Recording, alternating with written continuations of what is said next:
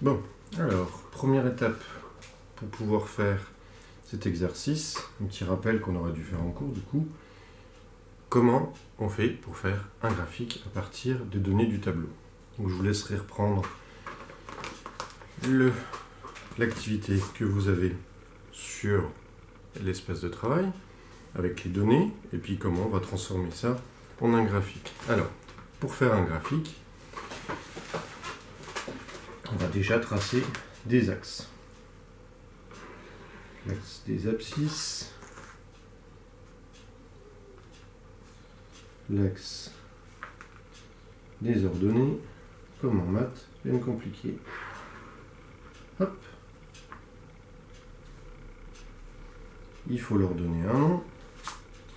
Alors, quand on veut tracer un graphique en fonction de quelque chose, le en fonction de quelque chose, il se trouve sur les abscisses.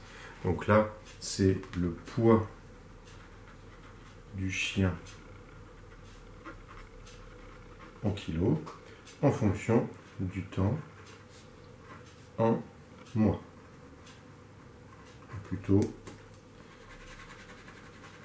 plus précis, c'est l'âge en mois du chien. Alors, première étape, il va falloir graduer notre axe. Pour l'axe des abscisses, l'âge du chien, ça va pas être compliqué. On va choisir quoi? On va jusque 11 mois, on va prendre 1 cm pour un mois. Hop, je gradue. Tac, tac, tac, tac, et... je fais n'importe quoi.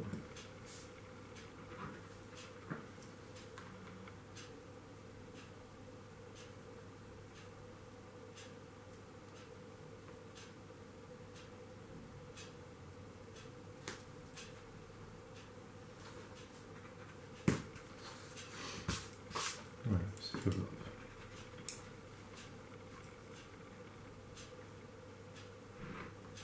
Hop. Et puis, idem pour les kilos, mais là, comme on voit jusque 60 mois, on va prendre un mois, ça représente 5 kilos. 10, 15, 15, 5, 30, 35, 40, 45, 55 et 60 kilos. Voilà. Et puis, on va reprendre les informations qu'on a dans le graphique. Alors, à l'âge de 0 mois, le chiot, il pèse 0,8 kg. Donc, si ici on est à 5 kg, ici on est à peu près 2,5, c'est à peu près, donc 0,8, on va être ici. D'accord? À 1 mois, on nous dit que le chiot, il fait déjà, dis donc, 14 kg. Donc 5, 10, 15, donc on est à peu près ici, un petit peu en dessous. Alors si vous voulez, vous pouvez tracer en pointillé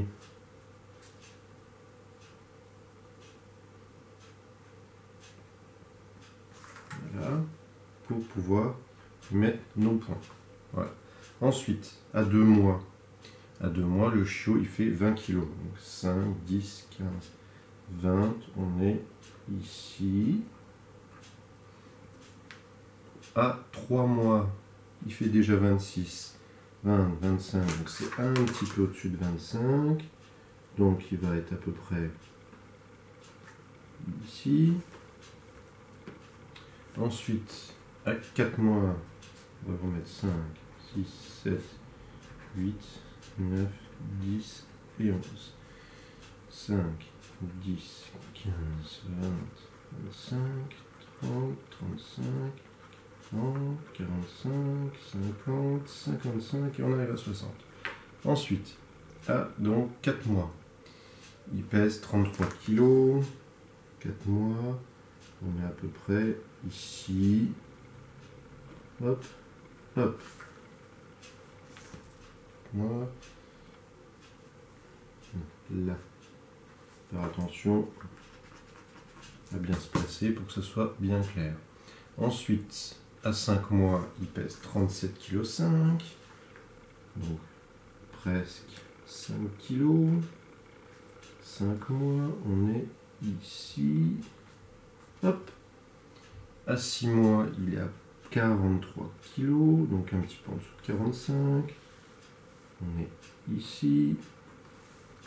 À 7 mois, 48,5, donc un petit peu en dessous de 50. Ici. Hop. Hop. À 8 mois, 53 kg, un peu en dessous de 55. À 8 mois, donc on est là. À 9 mois, il fait 56,5. Donc ici. À 9 mois, 56,5. Et à 10 mois, il est un petit peu au-dessus de 60. Donc hop, 10 mois.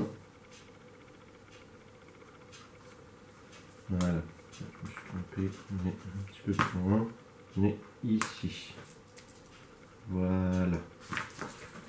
Ensuite, dernière étape, il n'y a plus qu'à. On peut le faire comme ça. On trace. Hop. On relie. On peut le faire à la règle. Puisque là, c'est des données de mois en mois. Hop.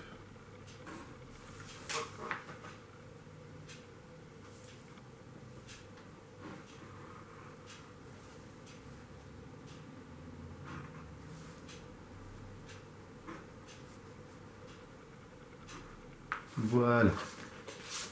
Ensuite, il nous reste plusieurs choses à faire. C'est donner un titre au graphique, c'est important. Donc, par exemple, l'évolution de la masse du chiot en fonction de son âge.